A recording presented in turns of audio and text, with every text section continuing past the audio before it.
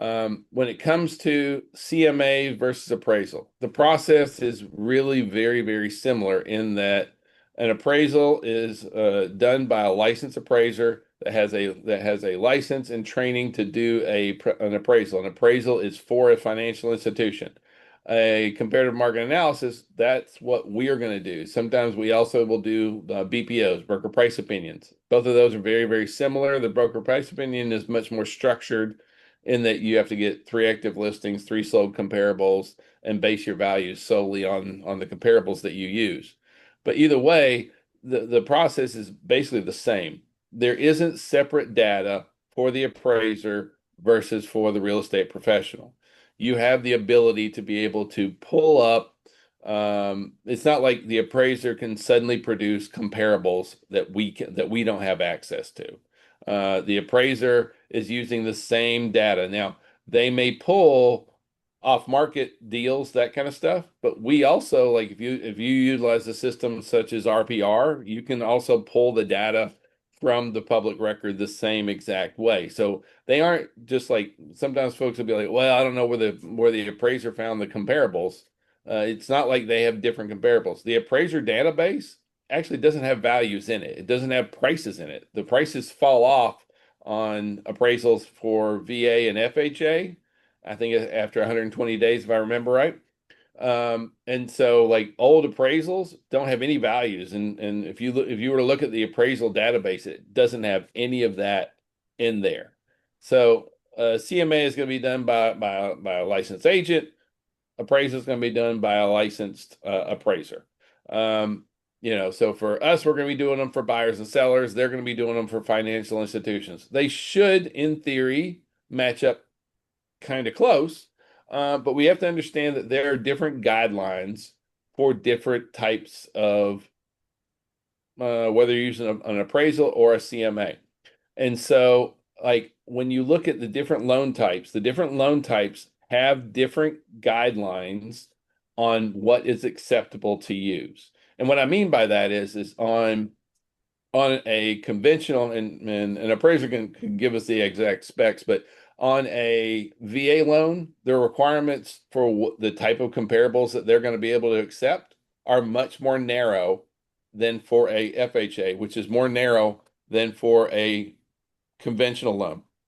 So they may only be able to go back exactly 6 months. They couldn't squeeze in that seventh month or eighth month kind of thing. The square footage range that they have to be in is going to be much more restrictive. So there's differences in the loan types as to what into the type of comparables that they can use, and those comparables are what establish the value. If you don't use these comparables, you can't back that value up. So you have to be able, you can't just say, well, this is the values, but I think it should be this price. It has to be these are the values, and my price is based on those values on here. Now, I'm just going to give you some basic general guidelines for the whole process here. So, square footage can normally swing 20 to 25% before they are going to make any kind of real adjustments. For us, especially doing CMAs, it doesn't make sense to do adjustments on here. So, generally speaking, a house, so, like if you have a 2,000 square foot house, you could go up to 2,500 down to 1,500 and be able to be in that same range because you have a 20 to 25% swing. You may not want to be quite that wide. You want to be as close as you can on square footage, but square footage is really going to be the one that really drives that bus on here. Bedroom adjustments are not generally made. Bedrooms are generally tied in with square footage. So we do see a difference going from a two-bedroom to a three-bedroom always. There is going to be, and so you do want to stick with this with similar bedroom counts when you can. But once you start getting into like, especially larger properties that have multiple bedrooms, it really does become much more about square footage than bedrooms because it so much space starts becoming flex. Is it a bedroom? Is it an office? That kind of stuff. If it has a closet, either way, it's going to be usable space. So once you get past three bedrooms, it really just goes into square footage considerations. Bathrooms, you want to match the bathrooms up. But in particular, two bathroom versus a one or one and a half is a huge difference. From once you get past two to two and a half, you'll not see nearly as big of a jump. You will start seeing but you want to try and stick with your bathroom, the bathroom counts as close as you can. You can normally go within the half either way, for a half bath, but generally you want the bathrooms to be really close. The location of your comparables should match up. And you guys see this already, right? We'll have a neighborhood and one street backs to a lake. What are the values on that for that house? It's going to be completely different than one street off. We'll see the same thing on golf courses, lake properties, mountain views. Neil, you're up in the mountains. You know what I'm talking about. Mountain view is worth a lot of money, isn't it? And so versus when you're looking at a valley, Absolutely. Because yeah, it's kind of like being at the beach. It's the view you're paying for, not yeah, necessarily the property. yeah. I mean, a condo with an ocean view versus a condo looking back at the city. Is there a difference in values there? Absolutely. Yeah. Just an example, the one we purchased, we had a backup offer on the exact same floor plan facing the Gulf. $200,000 difference for the exact same square footage, same floor plan, everything, the layout, everything's the same. $200,000 difference. So, So views matter. Yeah, is what we're saying on there. So yeah, location of views are definitely going to be a big consideration. Make sure that on zoning, zoning matches up as well. We have this thing in residential real estate where a lot of people will talk about something being potential commercial. Potential commercial is not commercial. No one's going to buy your property for a potential commercial value, generally speaking. It's going to be what it's zoned for. The process of getting a property rezoned when it's not commercial is high, high risk. Because I would have to go out and get a survey done, get a landscape architect to lay it out, put in plans, submit it to planning and zoning, get approval from staff, go to planning and zoning. That could take 6 months and $50,000. And then to think that I would buy that property for a commercial value and still have to go through all that and then maybe get to planning and zoning and they say no, because we've seen it happen. There's no guarantees that that's going to happen. Now, the best thing you can do there is to say that your seller will work with a buyer.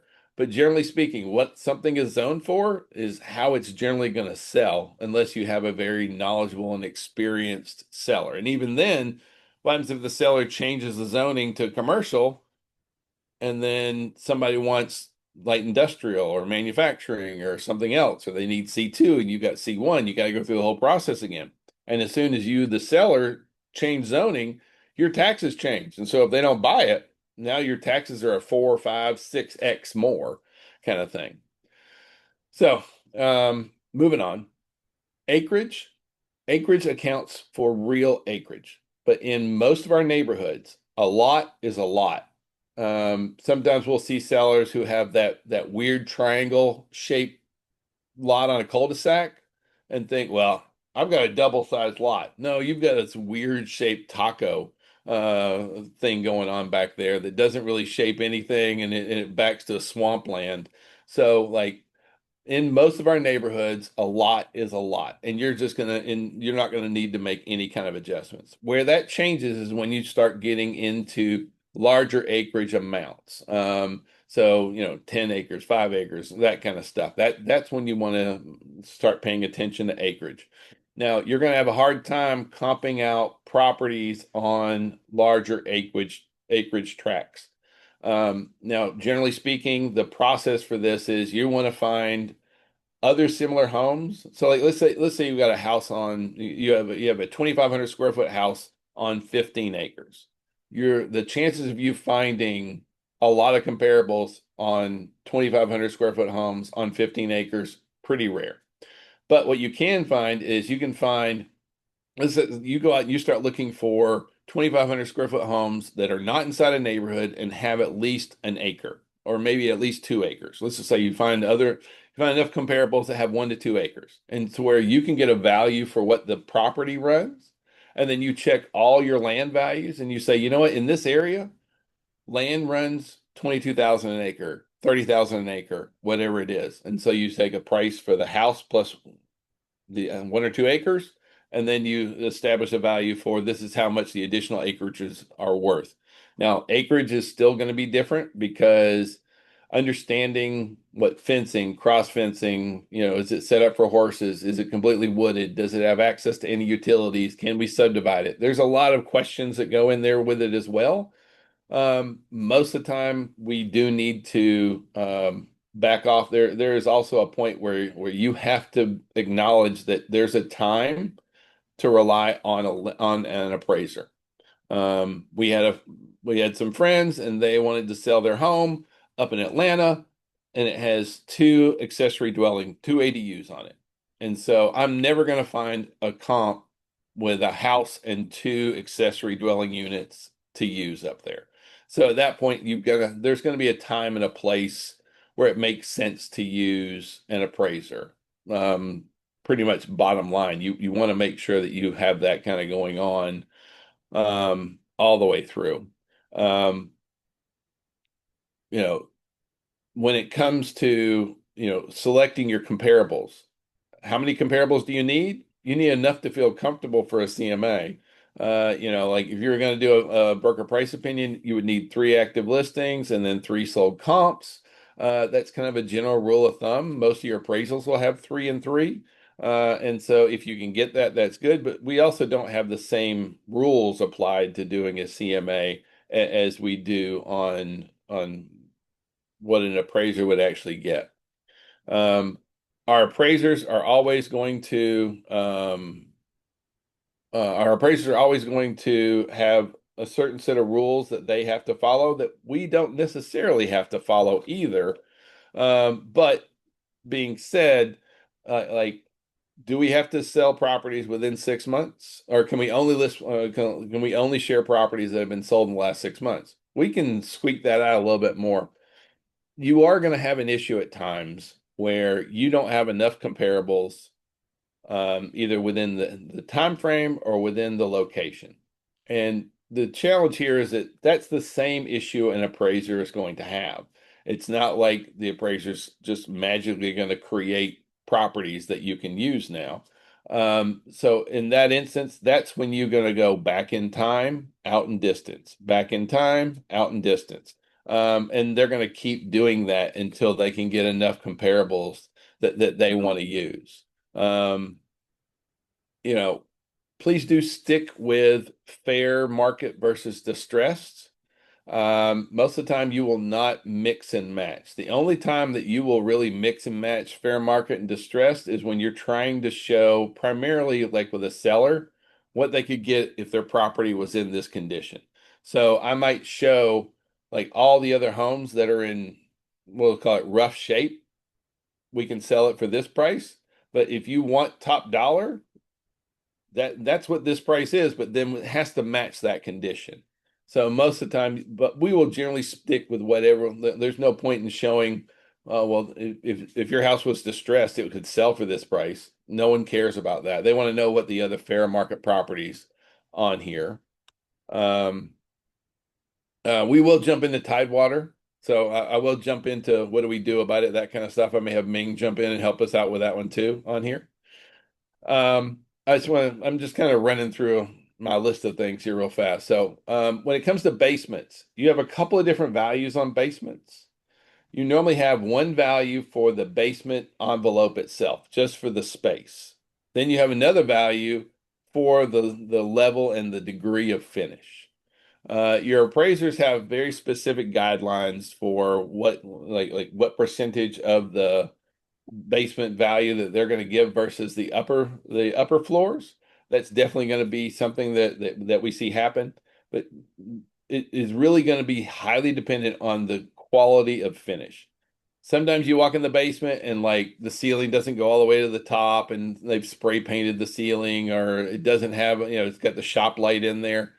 It may have a window unit in the basement or something like that. That's not going to fit on that. It's going to be just the envelope value for just an unfinished basement. But sometimes you go into basements and they're nicer than the upstairs, and so those are going to carry forward a lot more value. Now, where we end up having a little bit of a rub is when we have the basements that are finished but not permitted, which is a pretty common occurrence. And so on one hand, you want to be like, well, it wasn't permitted, but it's not like, oh, well, I'm sure the buyer won't use this space. It wasn't permitted. Of course, they're going to use the space. And so, you have to make sure that, and for that seller, that, a lot of times the sellers are going to finish it themselves and they're going to put good quality stuff and they've been living there for years and they didn't do it shoddy, but maybe they didn't have the thing permitted, and so I'll hear people say, well, I can't give it any value. You absolutely have to give it value because it has value right there. And there is kind of a rub that goes on. I have seen buyers say, well, look, have it inspected and then we'll buy it. Well, the challenge is you can't go get that inspected by the county, not in a realistic point of view, because for the county to come and inspect plumbing, you got to remove you have to take all the sheetrock off, and then they have to do the same thing for the electrical and the HVAC. And most of your sellers are not going to strip it down and then take all that value back out of it just to put it back on again. So I don't think that's necessarily realistic. At that point is when we come in and do a very good home inspection, that kind of stuff. But those do become rubs for us on assessing the basement value. Um, brick, when it comes to like brick and stucco on the exterior of the home, uh, most neighborhoods are going to be pretty consistent in the neighborhood. They may all be brick fronts or have four-side brick, or they may be a mix. You don't normally see brick with vinyl unless it's vinyl soffits and eaves and that kind of stuff. But no, generally speaking, what your siding is in a neighborhood is what your siding is. We don't normally make, unless there's something special, like this is the only house in the neighborhood that has four-side brick. You might add value in there for that, but generally a neighborhood is a neighborhood in there. Yep, I see your question. Yes, my question is on the plumbing and electrical that some sellers do during their them living in the home. Are you saying that if they change like plumbing and electrical, they have to get a permit? If they finish unfinished space, then they're Oh, supposed to get a okay, permit. for an Yep. unfinished basement. But if Yes. it's like an older home built in the 60s and they have to change the plumbing and they call a plumber and he replaces all the old copper pipes with the In PVC. certain instances, yeah, then there would need to be a permit pulled in a lot of cases. But that's a local building requirement, and it depends on the municipality. Some of our outlying counties are not nearly as strict, and some of our ITP counties are much more restrictive on when you would have to pull a permit, that kind of stuff. Uh-huh. I So mostly live in I live in city of Smyrna, and I just wasn't aware. I know permits for new decks and stuff like that. yeah, That you need permits for certain things. I just never heard about plumbing and electrical, and just wanted to clarify. Thank you. yeah, absolutely. Okay. I want to talk a little bit about adjustments.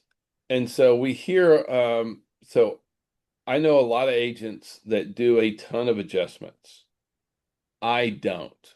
And I know that may sound weird. When we all went to real estate school, they all taught us to make adjustments. They taught us that you need to make an adjustment on, we always adjust the comparables. We don't make adjustments to the subject property.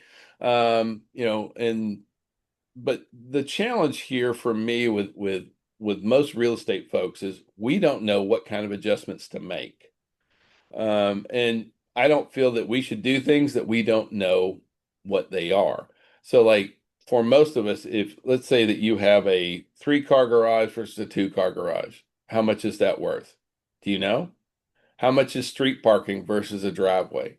How much is a half bathroom? How much is a double side deck?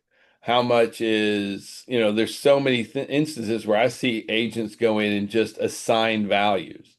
Now, some things you're going to have to, base it on what you see, like a basement. If you have a neighborhood that has basements and non-basements, you can see a pretty clear delineation on, you see homes that have unfinished basements run 30, 40, $50,000 more. That's something that you can actually do and make a reasonable assertion as to how much that's worth.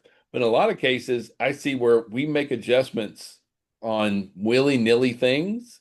Sometimes we adjust for square footage, sometimes we do this, sometimes we adjust for a half bath, and we just most of the time we're plucking numbers out of our rear ends. It's like, oh well, it's worth about 5,000.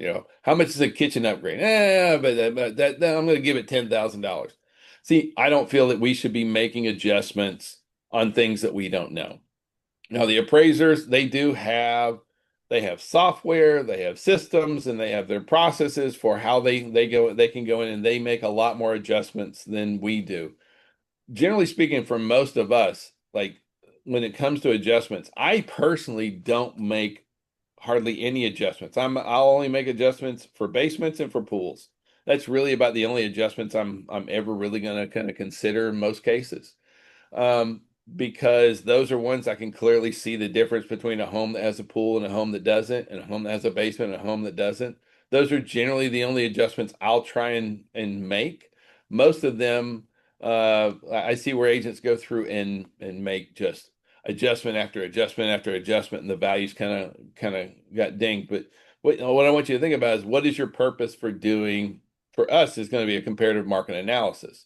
Um, what I mean by that is like the purpose for doing comparative market analysis is to have a conversation with a client. I need to be able to have an intelligent conversation with my client. I don't need to give them this magic number. I need them to see what's going on in the marketplace. And so it's very easy for me to say, here's all the homes in this neighborhood that don't have a basement and this is what they're listed and sold for. Yes, the house down the street sold for $50,000 more, but it has a full finished basement. I didn't use that comparable because it doesn't compare to your home and it doesn't impact the value of your property. Um, so for me, I don't make a lot of adjustments. I got busted very early on in my career. I went in, I did, and we used to spend like hours doing a comparative market analysis, and we'd go through and we'd just like hash through every little number, every little difference. And then I did that, and I went and I met with a seller, and the lady goes, "What are you trying to pull on me, boy?" I was like, "What do you mean, ma'am?" And she's like, I've lived here for 20 years. I know my neighbors for all 20 of those years. I helped them move. And I know that she sold her house for 360.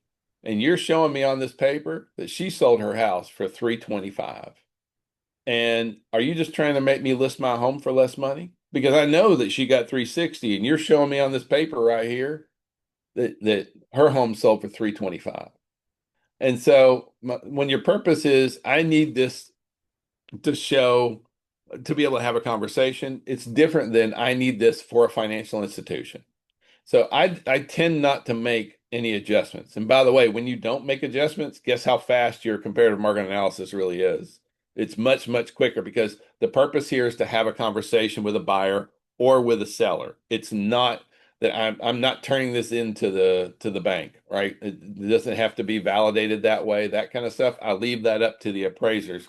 For me, it's about having that the ability to have a conversation, and I need the data to be able to help me present that. Alicia, I see your hand up.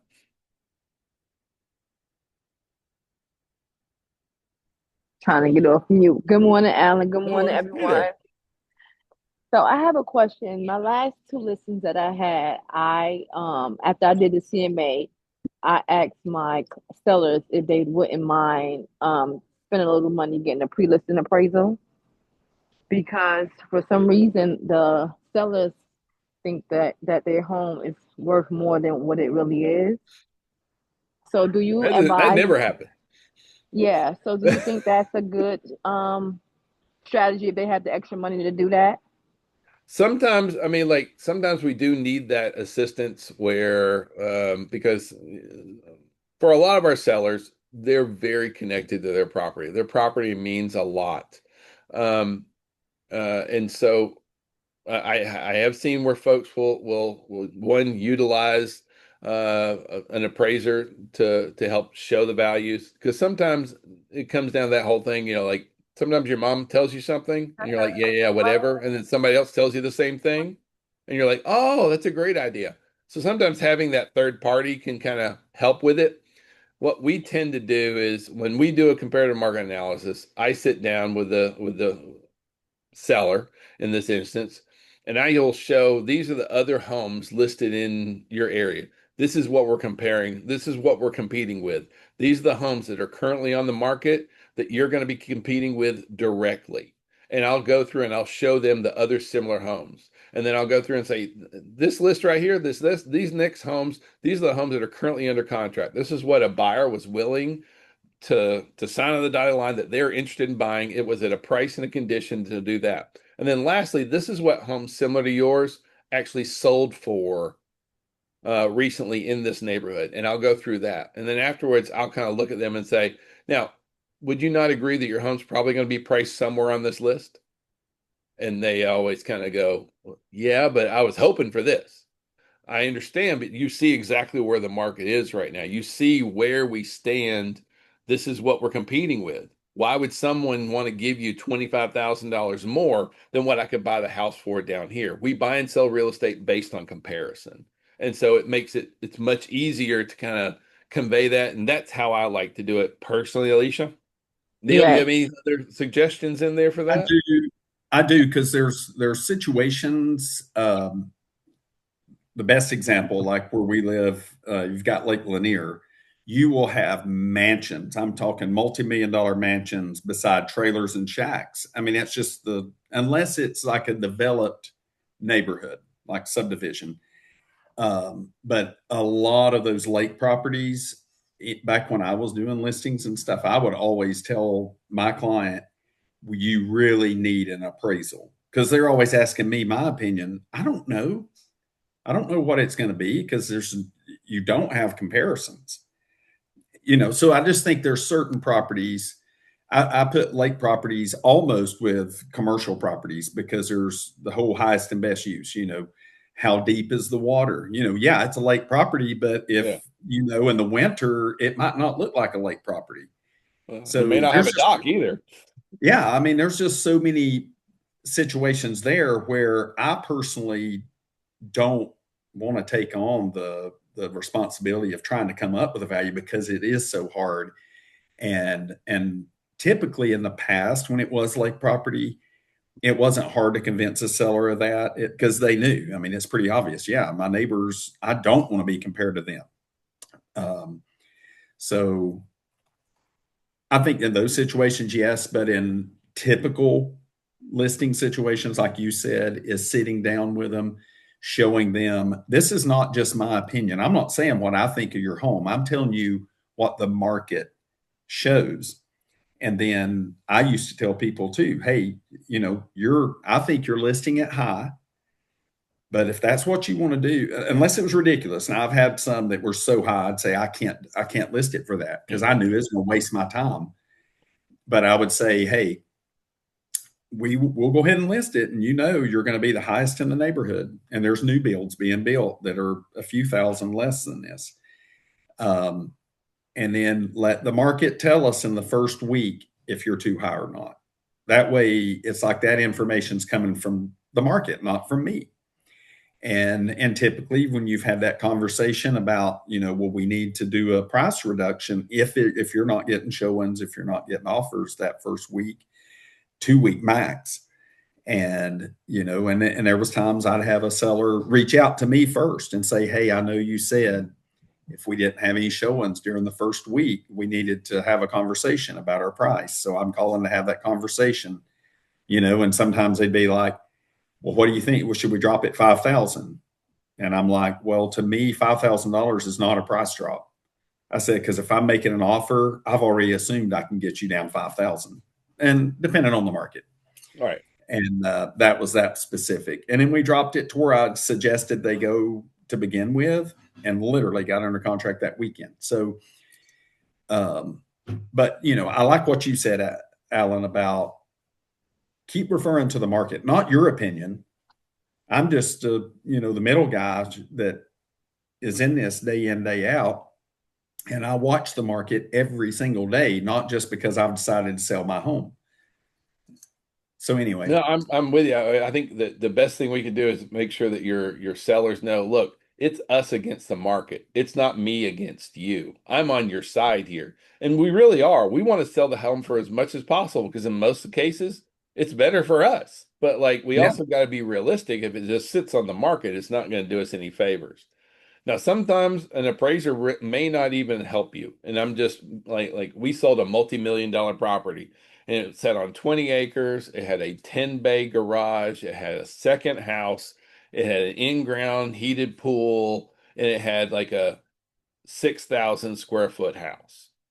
And the appraiser came in, and we did get an appraisal on it, and it came in like 2,500,000. Property ended up selling for 3 million. And so, like, just because sometimes value does not necessarily equate directly on. I think Neil can say the same thing, especially like on some of those lake properties. Like you have a house on the point that overlooks the entire lake. That view is worth a lot more. That's not going to equate into a comparable because yes, it may have a similar view, but this is the best, an amazing deal, or whatever it may be, something very unique. Sometimes an appraiser is not going to be your savior either, though, Alicia. So if that makes any sense in there. That answer your question, Alicia? I hope so. Yes, thank you so much. I appreciate it. Absolutely, absolutely. Um, so now when it does come to actually doing the CMA, one thing I would definitely encourage you to do here is like you for me, I like to hedge my bet. So the first thing I do when I'm doing one of these is I'm going to open up Google Maps and I'm going to go in and I'm going to look at it in from the above view. I'm going to go in and I'm going to look at what's around there. Does the neighborhood back to high power lines? Does it have this? Does it have something going on? Are there a lot of pools in the neighborhood? Are there no pools in the neighborhood? Is it close to whatever it may be? And then I'm going to grab the little dude in the corner and I'm going to drag it and I'm going to go down to street view and I'm going to look at the other homes in the neighborhood. Because when it comes to selecting comps, we want comparables that are similar to the other homes in the neighborhood, just like the subject property. So you want to look at the subject property from right there. You want to zoom in, zoom out, see what the property does. It have good pride of ownership in that neighborhood? Is it mainly rentals? I mean, it kind of gives you an idea when you do that beforehand. You get a real good idea of what to do. The other thing I like to do is I like to, while I'm into Google, go and see what the values are listed on Zillow and Realtor.com and Redfin. You will be amazed at the swing in values. Sometimes I've seen where I checked one the other day and there was $100,000 swing from Realtor.com to Zillow on the same property. And so sometimes those desktop valuations are all over the place. But the reason you want to do that is because the buyers and sellers are doing the same thing. They're going to do their own research, and your sellers are going to go see what it's listed on for what their estimate is, that kind of stuff.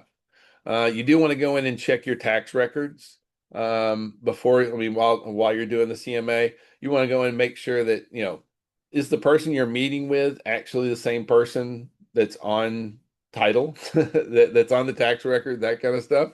You want to go down and make sure that you check the flood information. Is it zone X, which is always no issues? Because if you have to add flood, if the property has to have flood insurance, that completely wipes out any values you think you have. The value it's completely different once it sits inside a floodplain on there. But you just want to go through and check those kind of things as well, and do all that as part of your process. It'll save you from having to go out and actually drive the thing. Um, I think we should really be focusing on doing CMAs in for buyers and for sellers. Both of those are going to work really, really good. For buyers, it's to make sure that they don't overpay and they have a clear idea what it is, but also so they're not making stupid offers. We talked about, doing it with sellers, but for buyers, if you don't go do a comparative market analysis for your buyers and it comes time to submit an offer, they're like, let's try 300. And then, but if you go and you show that nothing in this neighborhood has ever sold for under 340 in the last year, and we're making offers at 300, is it going to get accepted? Probably not, right? I want to make sure that, and if anybody ever done that you made an offer that you knew no way was this thing ever going to be accepted because it's a ridiculous offer.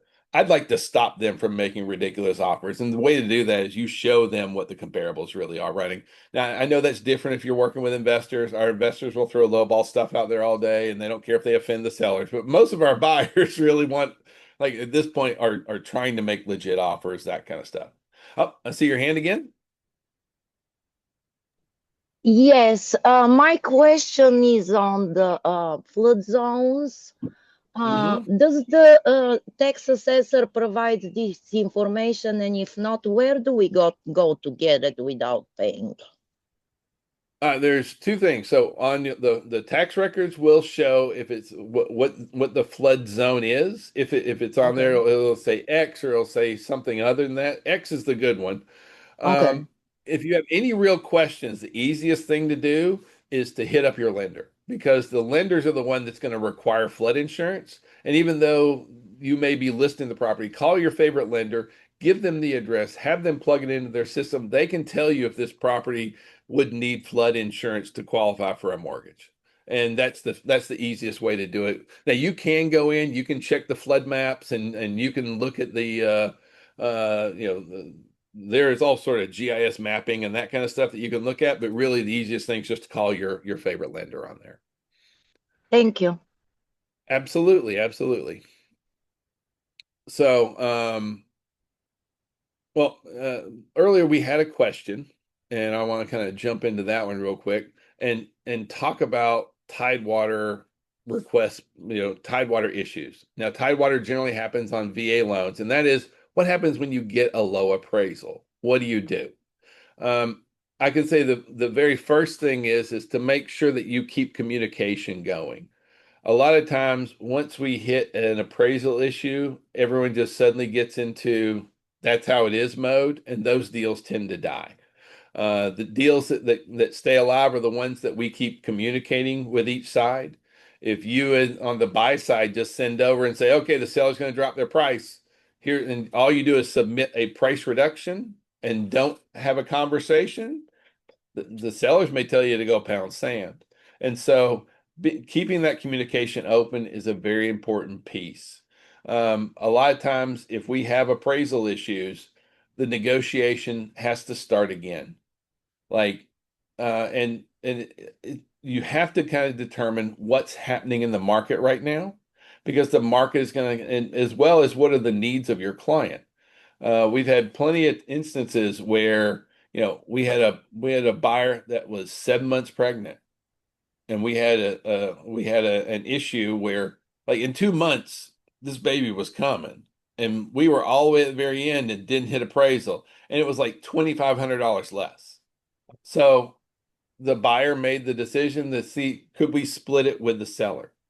And while in most cases that may not be the right answer, for her to not lose this house and to be able to move forward was the right answer. And so take into account what's happening with the marketplace. Don't just think that on the buy side that we can force the sellers to do it, and don't think on the sell side that we can force the buyers to do it either way. It becomes a whole new negotiation piece. All the previously negotiated items may come back up, because if I gave you $10,000 in closing costs and we came in 5,000 under appraisal, well, now maybe you're only getting $5,000 in closing costs. If I was going to do these repairs, maybe I can't afford to do these repairs now. Maybe there's something that we're going to work on together. What we see are the folks that work on this together tend to win. Now, if you have one or both parties that dig their heels in the sand, there's only so much you can do. A lot of times we want to go back and we want to blame the appraisers. It's normally this is a stupid appraisal. I can't tell you how many times I've heard this is a stupid appraisal, and then I went and checked the appraisal and be like, I don't know where, and most of the time it's my agent. I don't know where my agent got the value.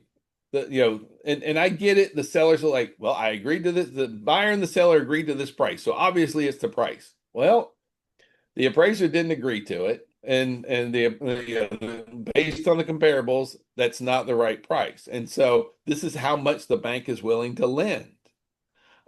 This is all that they're going to give you for it. And when you go and you look at the comparables, sometimes you're like, I can see why the appraiser got it. Now I know that we were very quick to blame the appraiser.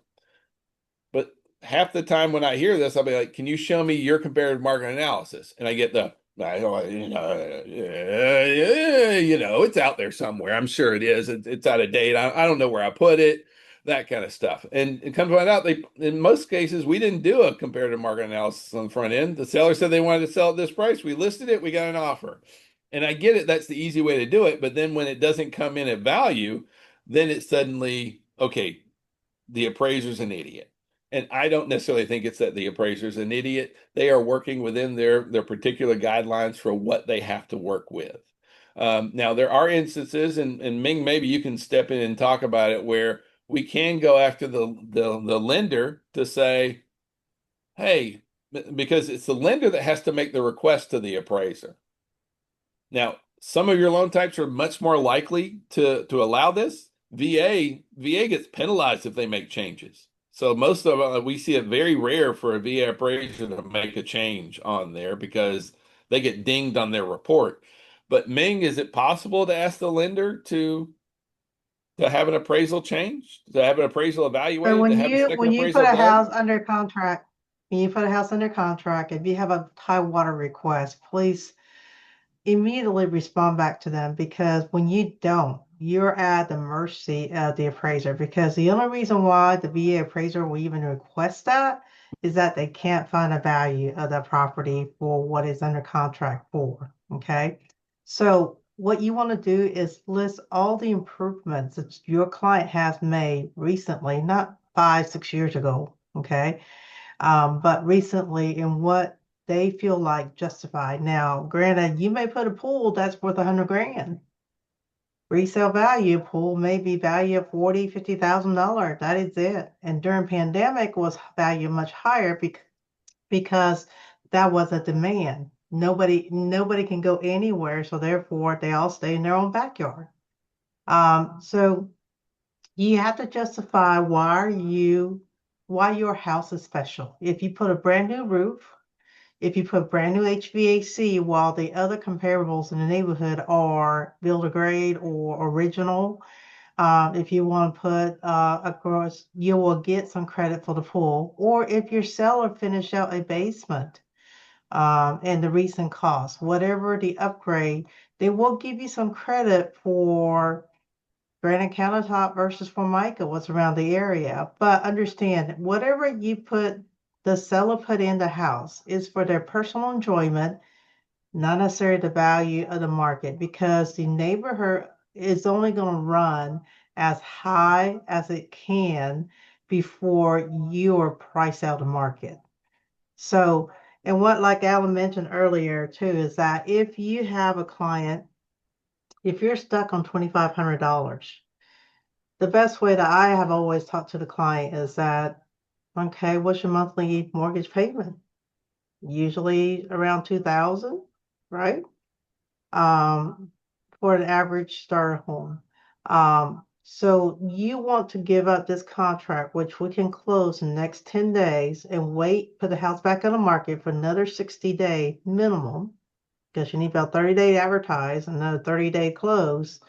So you'll be paying $4,000 over this $2,500 differences. So sometimes you have to talk reason with your client, whether it's seller or buyer, because on a buyer perspective, you're losing appraisal money and you're losing inspection money, plus you're paying another month of rent. So, and it depends on the buyer. They may have a rental contract that's expiring 3 or 4 months and they're okay with it. But understand, every situation is unique. And if the borrower has a loan that's a great interest rate, that's another way to talk to borrow. And sometimes, while I don't recommend this at all, because I know we all work extremely hard for our money, but sometimes there's certain, I guess, stigma or culture and whatever you want to call it. When people feel like someone else is contributing something, doesn't matter who's contributing, they feel like they're winning. Okay. It's about that feeling of I am winning for some personality. So this is where you need to know your clients and know what their fears are. And whatever the fear point or pain, what one of my agents call pain point, if you address those, you'll come on top 9 out of 10. There's that 1% that it doesn't matter what you said, their mind's already set and they're not moving forward. So that is part of the art of negotiation and also appraisal. When it comes to appraisal, you need to know what your key components are and how you can negotiate to make it work. Because sometimes it may be a client, you show this person 50 homes, you're tired. If it's a $500,000 contribution on a $9,000 money you're gonna make, you know what? I'm done. I'm really good with that. But that's also a personal decision you need to make because ultimately this is your business. I'm not trying to tell you how to run it. I'm trying to say don't step over $1 get the dime. Michelle and Alicia, you both had a question. Who wants to go first? I mean, Okay. Michelle? I Yeah. have two questions. One, I mean, it's different from what you were just talking about, but like a current definition for what makes something a bedroom. And then my other thing was, is there a list where you can find like FHA? Like you'll think a house won't go FHA, but is there a list somewhere that you can find of things that FHA looks for? okay, that's like saying real estate agents are all alike. We're not. Okay. For FHA guideline, it's about safety. Now, the shrub against a house, a good FHA appraiser will make the seller cut it. Does all FHA appraiser does that? No. You know, No, I mean, like um, some of those are really, really very, very subjective. Like, some FHA, I've seen FHA appraisers who said, well, the house doesn't have any window screens. And sometimes yeah. it's 2 steps needs a handrail, and sometimes Uh-huh. 3 steps needs a handrail. Some of Uh-huh. it's still going to be very much kind of the appraisers and I mean personal preference on something. Sometimes they're going to overlook things, and sometimes they're going to go through high tech or like super detailed. Most of the time, it's about being livable and just about being average and decent condition, that kind of stuff. I've seen appraisers go in and look at carpet that I wouldn't want to walk across, and they've been okay, good to go. And then I've seen appraisers who oh well, I saw that there's some missing carpet in the closet.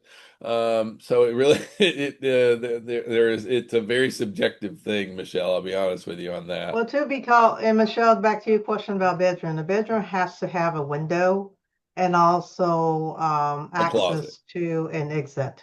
So you can't have a bedroom that you have to walk through to get to another bedroom, even though this bedroom here has a closet. You have to have a hallway. Yeah. Okay, you can't access from one room to another and consider both of them bedrooms. And But that's a that common doesn't, mistake some people do. but the reality of it is, though, Michelle, is that, let's say, especially up in historic college, I mean, like up in Grant Park, for example, we have a lot of houses up there don't have a closet. And so there's a lot of people say, well, those aren't bedrooms. Well, when those houses were built, those were bedrooms, and they didn't used to make closets back in the day. And so, the official thing is that it needs to have a window for ingress and egress, and it needs to have only one way, like it can't be a hallway, that kind of stuff, and it needs to have a closet. So officially that wouldn't be there. But anyone that buys that house is going to use that room as a bedroom, probably, right? They may have to bring in something to use to hang their clothes in, but generally speaking, that's what it's going to be. And that's where that it's still going to be usable square footage. If for me personally, like the lenders may have a different rule for what they do with it, but for us in the real estate industry, like it could be flex space, but generally speaking, if it could be a bedroom, folks are going to use it as a bedroom in a lot of cases. If you have that, sometimes we have that finished room over the garage. Could it be a fourth bedroom? Because sometimes they have closets in them, sometimes they have a window. So officially that would classify as a bedroom, but it may really just be a finished room over the garage kind of thing. So I'm not sure I'm not really answering your You question, Michelle, you that are much. answering my questions. I talk about this a lot to different people, and that's my understanding of it as well. But recently, I had a house where there was no um, central heating air in that room that they were counting as a bedroom, but I felt like, well, Now that's going to be hard. Now I normally I would count that as condition, like it needs to be conditioned space because yes, I mean, like AC is a big deal here. So Yeah, you can't have a bedroom without being conditioned. That would not be part of yeah, square footage account. Well, and another key thing on bedrooms, everybody focuses on closets, and a closet really doesn't define it. You got to have two ways in and out to make it a Hmm. bedroom because Yeah, obviously, if there's a fire, you've got to have right, more than one option to get out of there. right. So, if somebody tells you, well, it's got a closet, well, that's good. That's storage, but it's not a bedroom.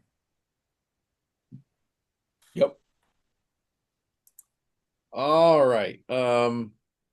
Let's see. Other You can yeah, call it flex room, whatever it is, or additional office space or stuff like that.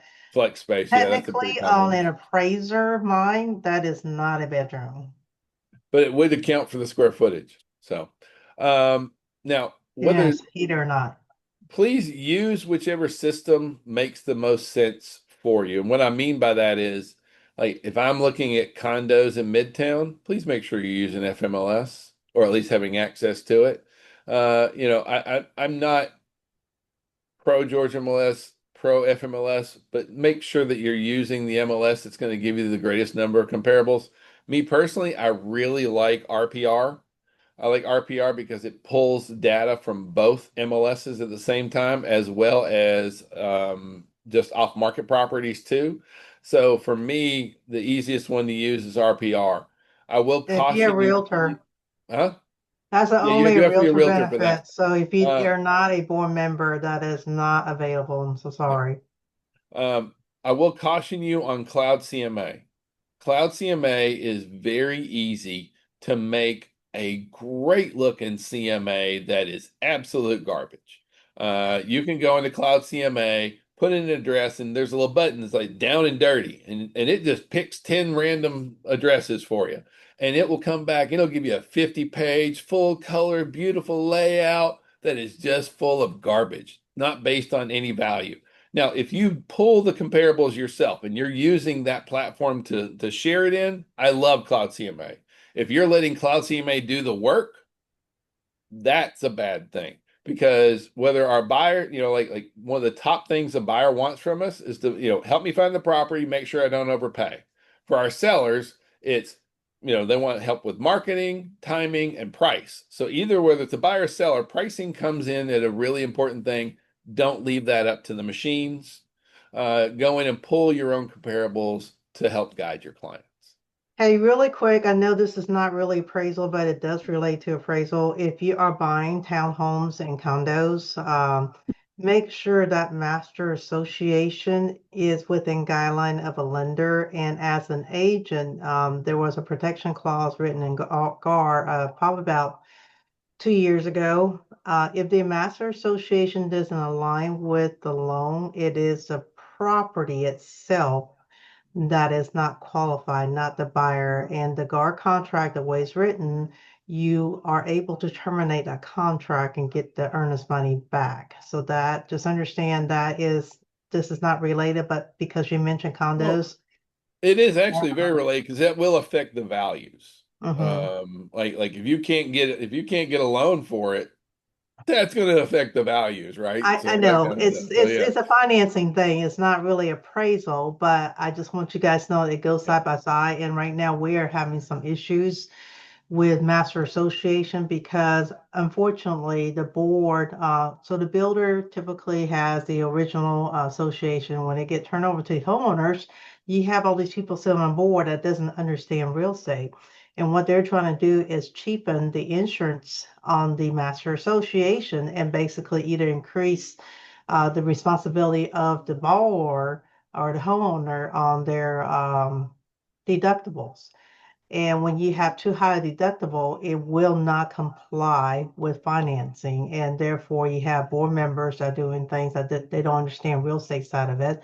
and therefore cause the whole master association structure and insurance fail. And typically it's a lender's job to say, hey, you're basically discriminating everybody.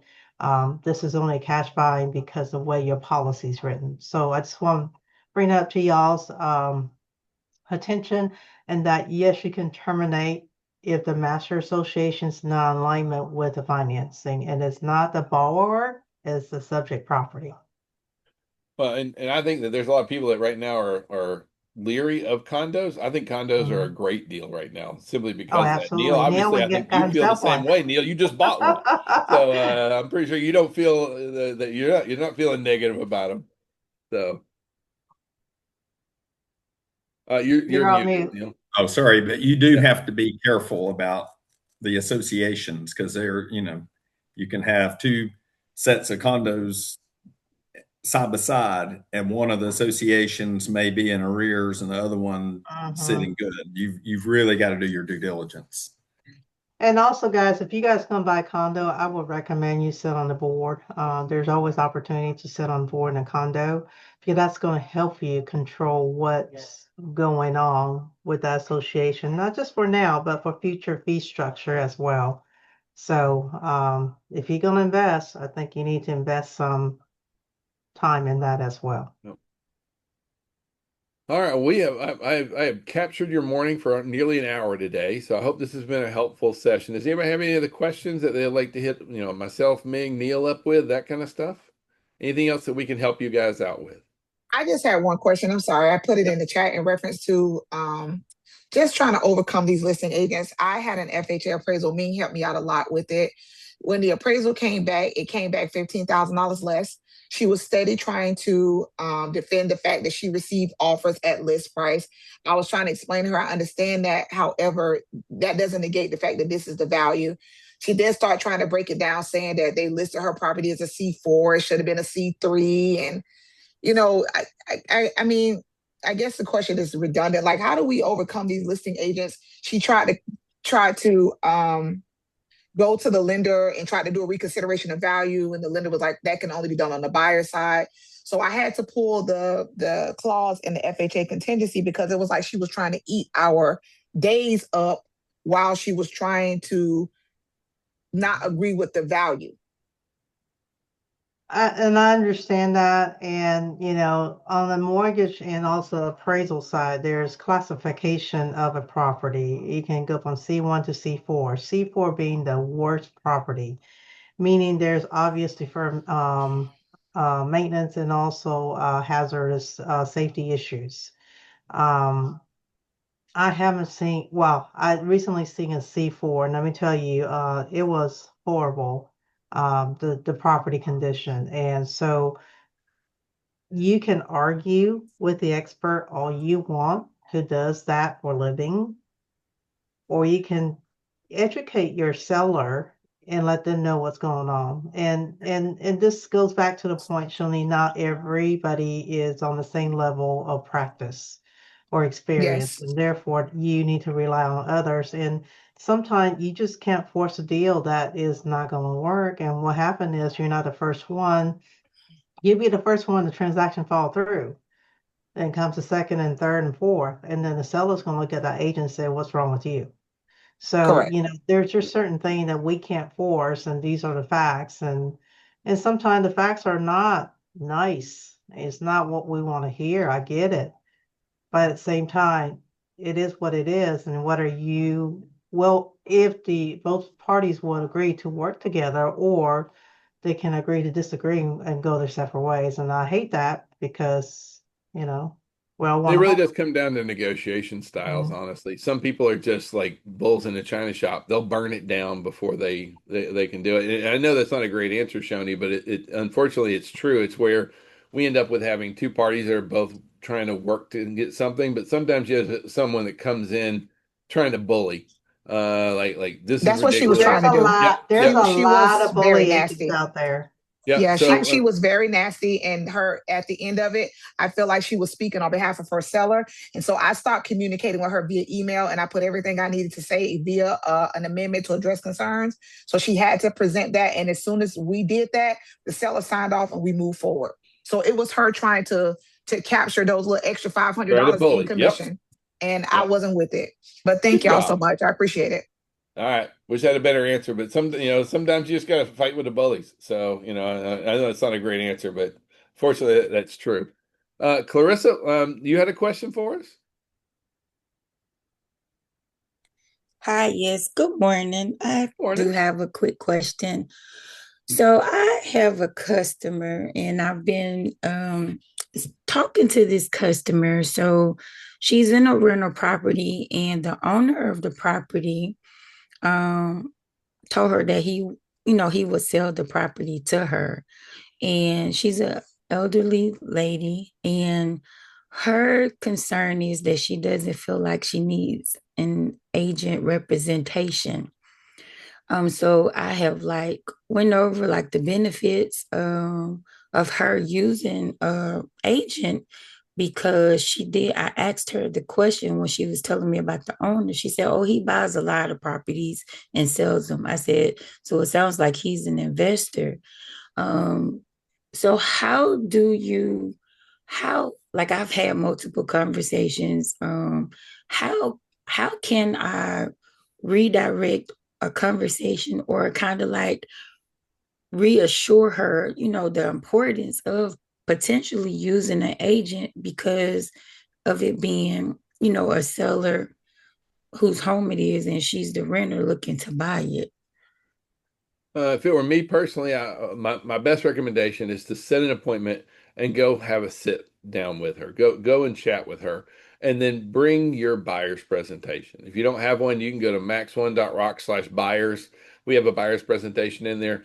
Basically, what you want to do is you want to be able to walk her through all the benefits of using an agent and why having an agent is to her benefit. So you want to go all the way through, like all the things that we bring to the transaction as far as like understanding the transaction, the forms, inspections, all the things that you normally do. Most of your buyer presentations is just going to go through item after item. I find that going and sitting down and actually talking about the value that you bring to a transaction is a lot better. I wouldn't stop at just a phone conversation or something like that. I would try and set an appointment and talk about the value that you bring to a transaction.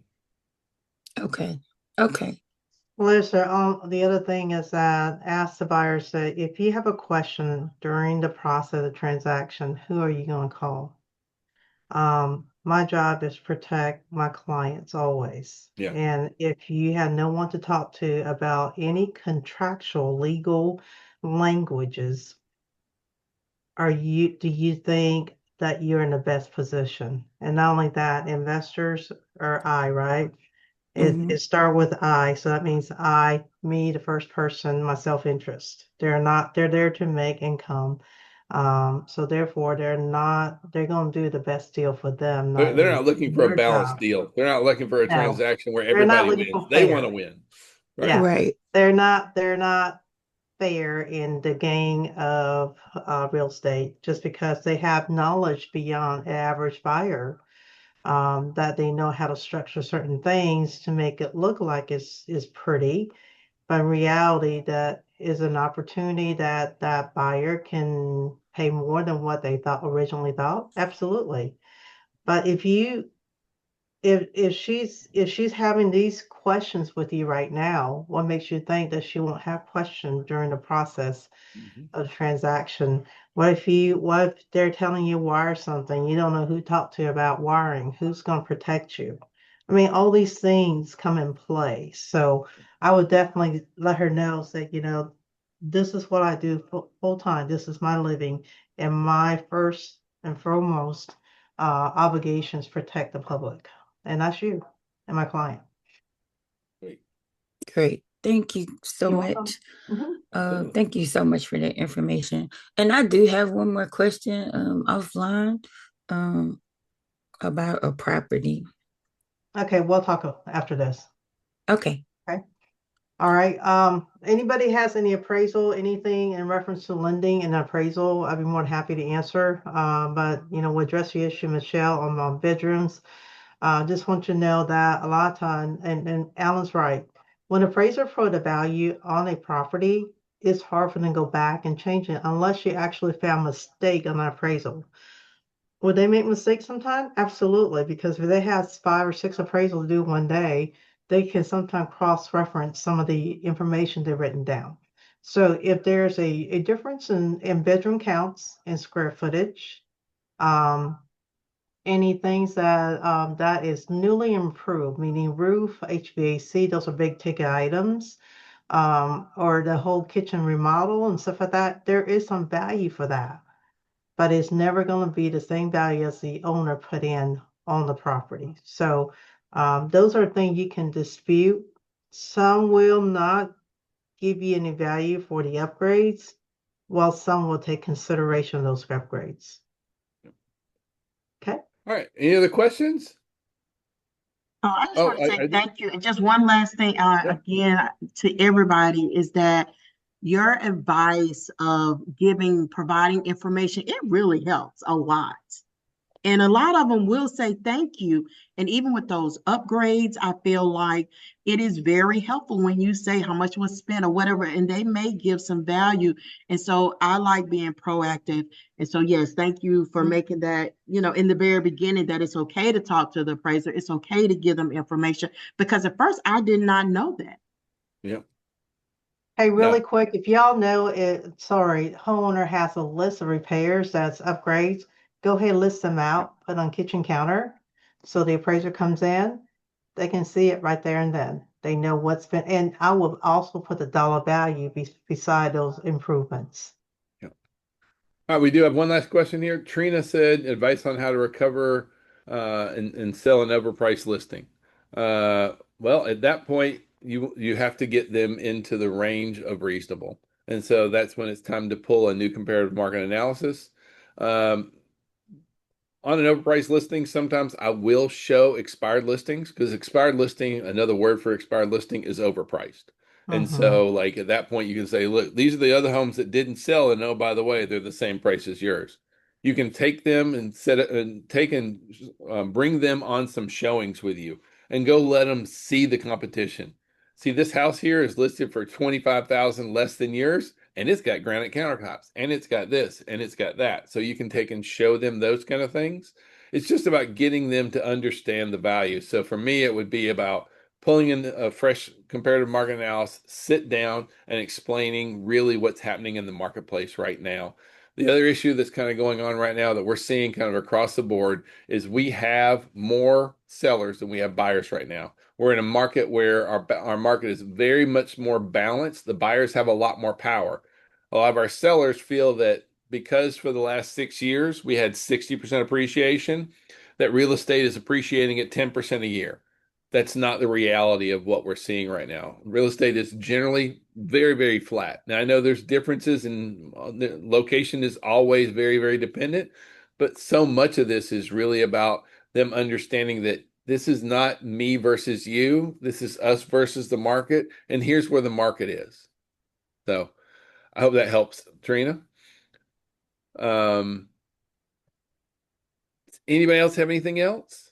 Well, the Yes, other thing about overpriced, thank you so much. Go ahead, Ming. I'm Absolutely. sorry. yeah, it's okay. The other thing about overpriced is, once again, this is your business. If you want to take it because you want the exposure and marketing brand, that's totally fine. But understand this is a much difficult conversation throughout the process, because sellers gonna look at you like, well, you listed at this price, so therefore it must be this price. So have a very clear expectation. If they don't want that expectation or refuse to take that expectation, you need to understand this is going to be a very difficult situation, and you need to know that these are the conversations you're going to have down the road.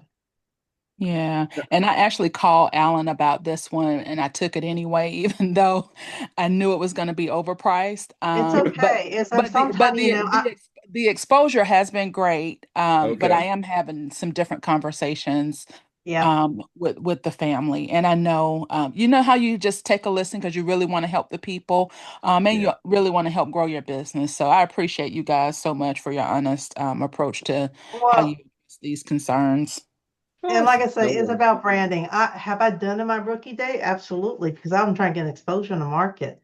And I know it's listed high. And I knew that in about a couple of weeks, I'm gonna have a difficult conversation. And then the following week. And so what you're trying to do is, chip it away as you progress. Either they're gonna listen, they're not, but understand whatever marketing dollar you put in, that's your total expense that for your Yeah. marketing and branding.